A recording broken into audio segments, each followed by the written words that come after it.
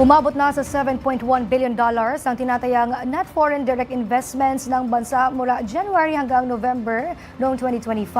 Batay po ito sa huling report ng Bangko Sentral ng Pilipinas. Si Sofia Potenciano para sa 13 sa tanghali.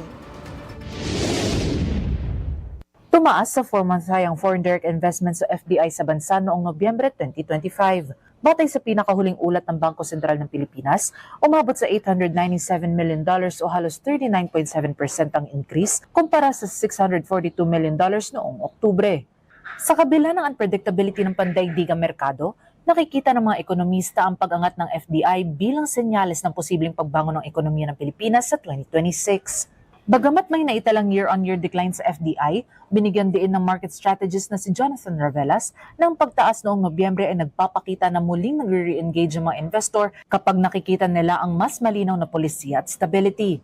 Samantala, binigyan din ng British Chamber of Commerce Philippines Executive Vice Chairperson Chris Nelson malaking tulong sa pag-engganyo ng investments ang mga reforma ng pamahalaan.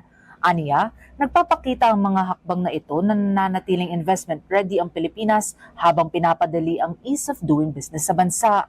Dagdag pa niya, mahalaga rin ang pagpasa ng mga priority bills tulad ng Cybersecurity Act, Digital Payments Act at Blue Economy Act upang lalong mapatibay ang tiwala ng mga mamumuhunan at suportahan ang patuloy na pagbangon ng ekonomiya. Para sa totoong balita sa Bagong Pilipinas, Sofia Potenciano, 13 sa tanghali ng Congress TV.